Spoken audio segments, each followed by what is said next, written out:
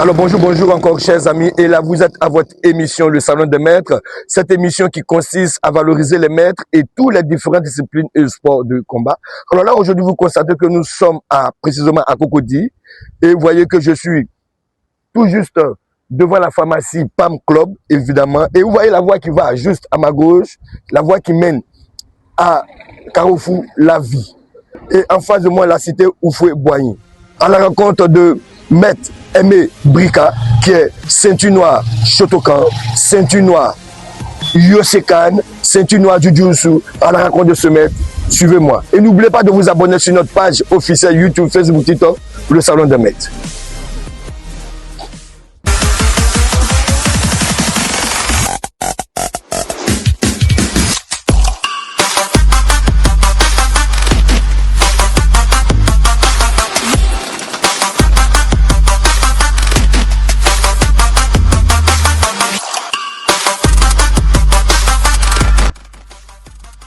Et là, vous constatez que nous sommes déjà arrivés, nous sommes à Progym, cette grande salle aussi de sport, à la rencontre de maître. Et je crois que le maître, il est déjà là, il nous attend déjà. Bonjour madame. On vient à la rencontre de maître Aimé Brika. Est-ce qu'il est là? Merci bien.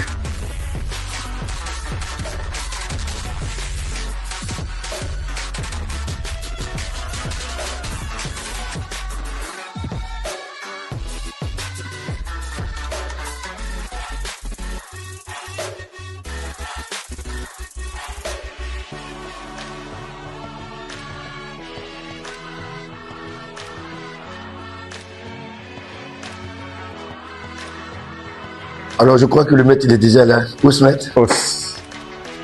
J'espère que vous mettez. Je vous en prie. Bonjour, maître. Et à tout à l'heure. Alors, comme prévu, le salon des maîtres, toujours à la rencontre de notre grand maître. Et aujourd'hui, nous avons prévu être avec maître Aimé Brika. Sans toutefois tarder, à la rencontre de maître Aimé Brika. Bonjour, maître. Bonjour. Mes respects encore à vous. Merci beaucoup. Et c'est un grand plaisir pour moi d'être auprès de vous. Merci. Un grand frère. Merci encore. Mais sans toutefois tarder, qui est Brika? Bon, Aimé Brika est un Ivoirien. Voilà, je suis né dans le centre-ouest de la Côte d'Ivoire. C'est là-bas que j'ai grandi, j'ai fait mes études là-bas. Ensuite, j'ai fait le lycée à Abidjan. J'ai fait l'université à Abidjan et c'est pendant mes études au lycée que j'ai fait connaissance des arts martiaux. C'était dans les années 1979, voilà, au Yosekan Karaté-Do avec maître Yahi Daniel. Et depuis, je suis dans les arts martiaux. Alors, depuis, vous êtes dans les arts martiaux. Et là, mais j'ai un peu votre parcours ici. Je peux d'abord l'annoncer. Président de l'Association internationale des arts martiaux. Promoteur du Festival africain des arts martiaux, Afro-Budo Festival. En partenariat avec World Kobudo. Fédération basée au Canada depuis 2023. C'est ça. Fondateur de l'Académie martiale Afro-Kai, Karaté-Do, Jujutsu et Kobudo depuis 2024. Super. Pratiquant de Yosekan Karaté-Do depuis 1979. C'est ça. Ceinture noire, première dan de Yosekan Karaté-Do depuis 1986. Ceinture noire, deuxième dan de Yosekan Karaté-Do depuis 1990. Ceinture noire, troisième dan de Yosekan Karaté-Do depuis 2019. Pratiquant du Shotokan Karaté-Do depuis 2017. Ceinture noire, première dan de Shotokan Karaté-Do depuis 2022. Pratiquant du Jujutsu traditionnel depuis 2018. Ceinture noire, troisième dan de Yosekan Karaté-Do depuis 2019. Pratiquant de Shotokan Karaté-Do depuis 2017. Ceinture noire, première dan de Shotokan Karaté-Do depuis 2022. Pratiquant de Jujutsu traditionnel depuis 2018. Ceinture noire, première dan de Jujutsu traditionnel depuis 2025. Pratiquant de Shushinkan Shitoryu Karaté-Do. Élève Esten Shoto Daishi. Depuis 2023, professeur de karaté à Progym Karaté Club Shotokan via Hôtel Palm Club. Depuis 2023. Alors maître, oui, avec tous ces grades, parlez-nous un peu de votre parcours. Ben, le parcours, il est inspiré par ma vision des arts martiaux. Les arts martiaux, c'est quoi? Les arts martiaux, c'est une discipline j'allais dire, qui a été mise au point par des gens très intelligents. Voilà, c'est des gens très intelligents qui sont observateurs. Donc, ça veut dire quoi? Ça veut dire que, par exemple, quand vous pratiquez un style, celui qui a créé le style, il est parti à partir de certaines hypothèses. Ce sont ces hypothèses-là qui lui ont permis de créer son style. Donc, chaque style a ses hypothèses. C'est par exemple les salutations. C'est à partir de ces hypothèses-là que les salutations se font. Au Wado Ryu, par exemple, ce que vous pratiquez, les blocages se font en haut. Pourquoi? Est-ce que les élèves se posent la question? Voilà. Le fondateur a choisi délibérément de faire tous les blocages en haut. L'une des explications, c'est que la plupart des coups que les gens portent sont les coups à la tête. Mais derrière ça encore, il y a une interrogation. Pourquoi les gens attaquent la tête? Ça, c'est des questions que vous devez vous poser. Donc, en fait, les arts martiaux, c'est un questionnement perpétuel. Et c'est ça qui m'amène à aller d'une discipline à une autre pour voir un peu la philosophie qui est derrière cette discipline et aussi les secrets techniques qui sont derrière cette discipline. Et en plus des secrets techniques, il y a aussi les secrets de la morale. Parce que les arts martiaux, c'est avant tout la morale. Et malheureusement, la jeune génération n'insiste pas dessus. Donc nous sommes là pour insister dessus. Dire que chaque style a ses propres techniques et a ses propres explications de ces techniques. Et chaque style a sa morale derrière. Et c'est ce qui explique aussi mon parcours. D'accord, ok, maître. Merci beaucoup. Mais maître, est-ce qu'avec tout ce parcours, vous avez aussi fait des championnats, des compétitions? Non, véritablement, j'ai pas fait beaucoup de compétitions parce que, bon, comme j'ai dit, hein, moi j'ai fait les arts martiaux pratiquement à la fin du lycée. J'étais déjà à l'université, on était très pris. C'est là que je commençais. Donc, quand j'ai fini l'université, en même temps, j'ai travaillé. J'étais directeur commercial. J'avais vraiment pas le temps de faire des compétitions. Par contre, mes cousins, comme les docteurs Groga et tout ça, les cousins et les enfants Groga, ce sont mes cousins. C'est eux qui dirigeaient la fédération à ce temps-là. Voilà. Donc, je venais assister, mais véritablement, je ne suis pas compétiteur. Alors, maître, vraiment, merci beaucoup. Alors, moi, j'ai une question comme ça. Là, comme vous l'avez dit pour la jeunesse d'aujourd'hui, vous êtes là avec Afro Budo, c'est ça pour nous les jeunes. C'est ça. Mais que pensez-vous de cette jeunesse aujourd'hui, mais qui ne s'entraîne pas? Cette jeunesse aujourd'hui qui vont pas chercher. Cette jeunesse aujourd'hui qui vont pas vers les maîtres, qui se rapprochent pas des grands frères pour apprendre. Ils ne s'entraînent pas. Qu'est-ce que vous en pensez? Bon, là, c'est une question d'éducation, Maître Kaza. C'est une question d'éducation. C'est pour ça qu'on est là. C'est-à-dire que quelque part, nous, aujourd'hui, il y a une forte concurrence des sports. Par exemple, il y a le football, il y a le basket, il y a le handball, il y a le volley.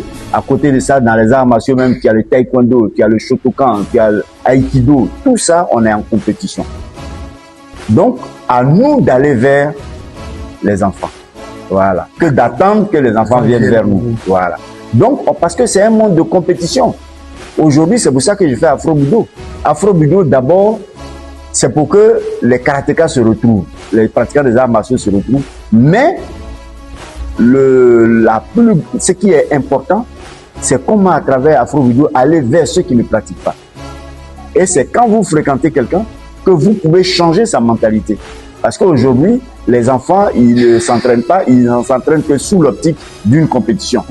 Voilà, ils font juste ce que la compétition demande. Or, à nous de conscientiser, d'aller vers les enfants. Faut pas se décourager. Il faut savoir comment évolue la société et s'adapter à la société. Faut pas dire, bon, ceux-là, ils comprennent rien, donc moi, je suis dans mon coin. Non, il faut aller vers eux. Il faut aller vers les parents. Il y a un travail, hein. Aujourd'hui, le sport, vous pouvez pas imaginer, mais c'est un facteur de rapprochement humain et de développement humain incommensurable dans le monde. Aujourd'hui, tous les peuples, tous les États, tous les pays sont mobilisés autour du sport. Et nous, en tant que pratiquants d'arts martiaux, on a intérêt à aller dans ce élan-là. Sinon, le risque, c'est qu'on disparaisse.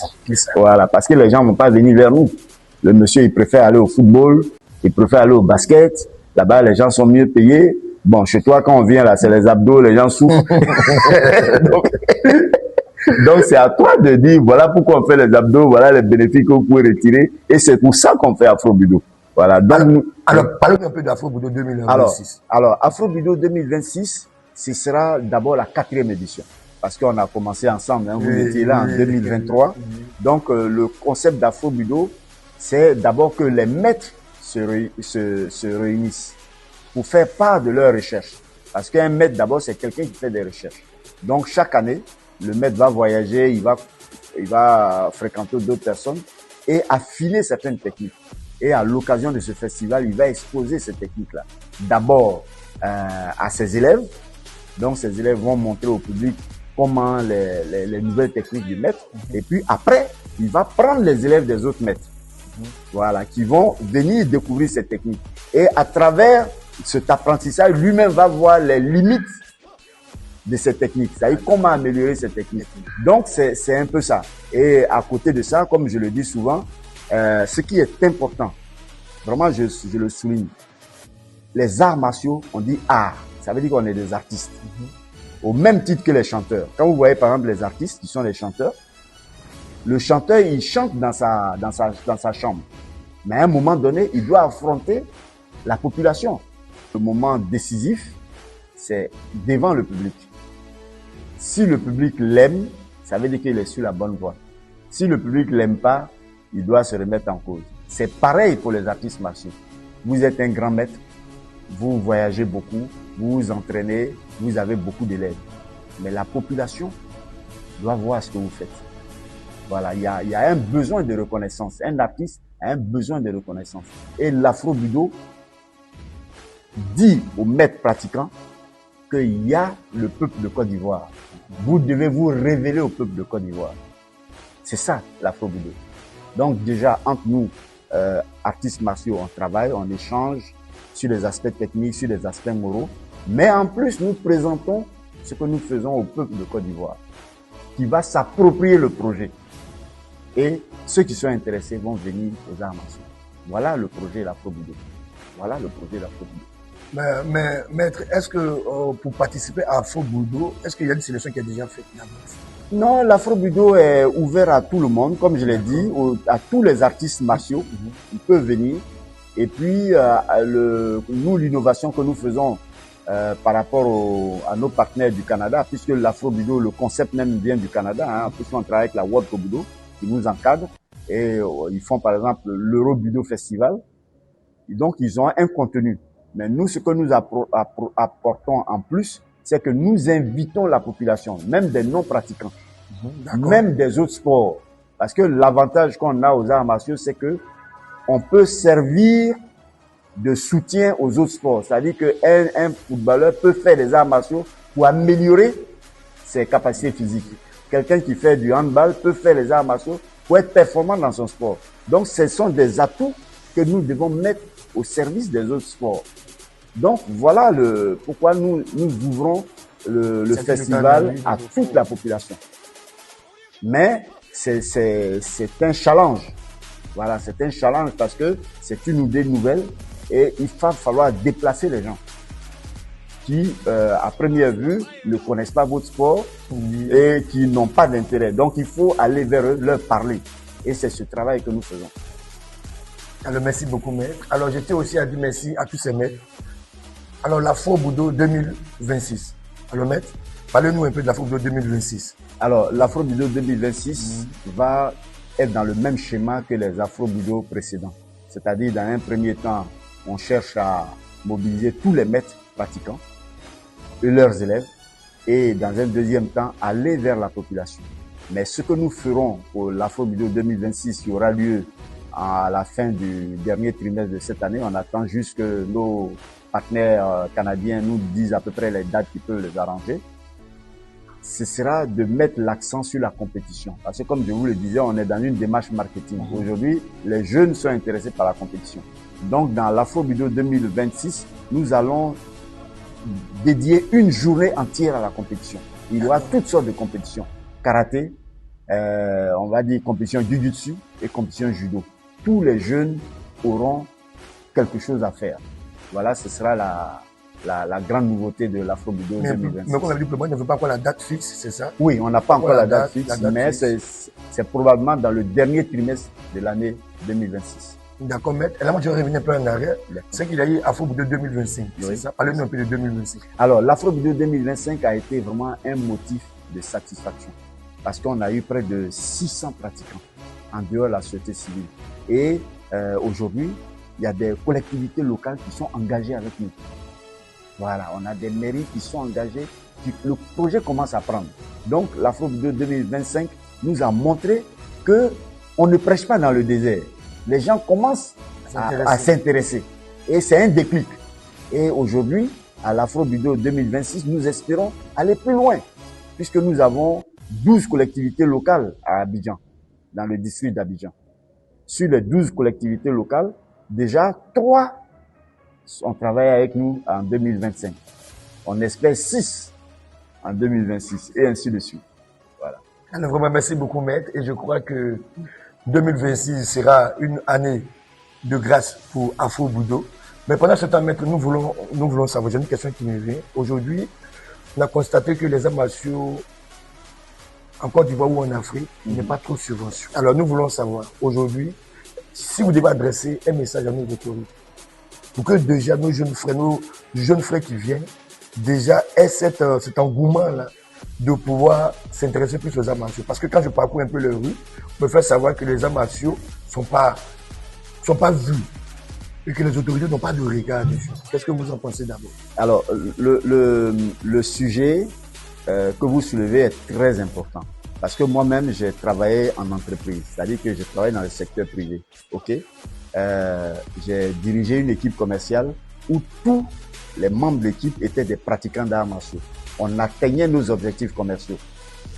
Le soir, on va s'entraîner. Le lendemain, quel que soit l'objectif commercial qu'on nous donnait, on l'atteignait. Et nos patrons se sont rendus compte de l'intérêt des arts martiaux, à tel point qu'ils me payaient même des billets pour aller à des conventions d'arts martiaux à l'étranger. C'est dire quoi? C'est dire qu'aujourd'hui, nous, à travers l'Afro-Budo Festival, nous voulons conscientiser les hommes d'affaires, la population, sur l'importance des arts martiaux qui met à leur disposition des citoyens bien formés. À partir de là, cette reconnaissance va nous entraîner du sponsoring et va nous entraîner des subventions. Mais encore une fois, à nous de montrer l'intérêt des arts martiaux, le plus des arts martiaux pour notre société. Et à partir de là, les fonds vont venir. Mais on ne peut pas faire l'inverse. Voilà, il faut que les gens voient ce qu'ils gagnent dans les arts martiaux. Aujourd'hui, moi je suis homme d'affaires, je crée un dojo dans mon entreprise.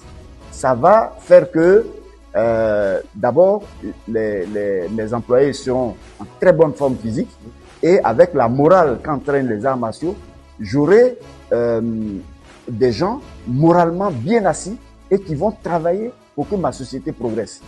À partir de ce moment, les moyens viendront eux-mêmes. Voilà, moi, ma vision que j'ai des arts martiaux. Merci beaucoup, maître. Et là, nous sommes presque à la fin de notre émission. Merci beaucoup, merci pour tout. Tu veux participer à Afro-Budo, maître? Est-ce qu'on peut d'abord avoir un contact? Si quelqu'un veut déjà se préparer à venir. Oui, Afro-Budo, c'est ouvert. Hein. Vous pouvez d'ores et déjà contacter via WhatsApp ou appel téléphonique au 2x07 06 01 61.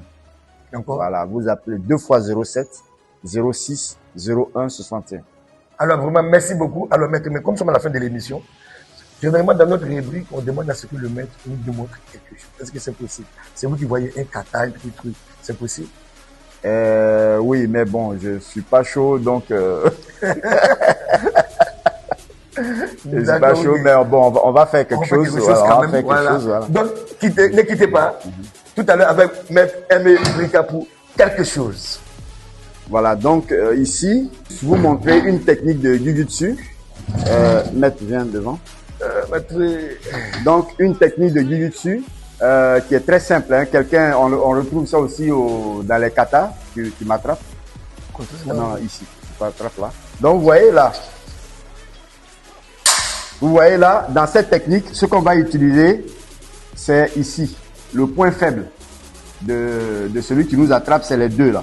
L'espace qui entre ces deux. Donc, c'est ça qu'on va utiliser. Donc, ici, je viens vers lui et je retire ma main. Vous voyez, on recommence. Hein, il m'a attrapé fort. Hein. Donc, la technique, je me mire et je sors. Je sors par les deux. Vous voyez, non? Voilà, on peut faire ça de ce côté aussi. Pareil, ici, je sors. Toujours par le point faible qui est les deux. On n'a pas besoin de force. Bon, maintenant, ce qu'on recommande dans les arts martiaux, c'est qu'il ne faut pas montrer la technique d'avance. Donc, le monsieur t'attrape, tu fais comme s'il n'y a rien et tu sors. Donc, le temps que tu sors, ok, le temps que tu sors, c'est tellement naturel qu'il ne sait même pas que tu as fait quelque chose. Donc, là, il m'a attrapé, je sors et... Mais je ne dois pas faire ça. Hein? Maintenant, non, ça y est, il t'a attrapé naturellement. Voilà, tu es naturel. Voilà, c'est ça. Donc ici, on va voir un autre aspect des arts martiaux que je développe auprès de mes élèves. C'est-à-dire, en fait, l'être humain est constitué d'os. Et puis, il y a les muscles. Donc, cette constitution-là, tu dois l'utiliser. Par exemple, ici, là. Là. Là. C'est-à-dire, c'est comme si je me balance. Nos mamans, là, pour chasser un mouton, là, elle prend un bois et puis elle fait comme ça. Tout son corps travaille. C'est pareil ici. Et puis, je travaille. Ouais, non. Voilà. Merci beaucoup. Merci beaucoup, maître. Alors, maître, vraiment, merci beaucoup. Parce que, faut dire que maître Aimé Brika m'a toujours soutenu. Toujours, m'a toujours appelé petit frère. Ne baisse pas les bras. Petit frère, continue. Maître, vraiment, merci beaucoup. Merci pour votre soutien. Et je crois qu'Afro Boudo 2026 sera la meilleure. Merci. Et n'oubliez pas de vous abonner sur notre page officielle YouTube, Facebook, TikTok, le Salon des Maîtres. Je vous dis merci. Ok, merci, maître. Merci.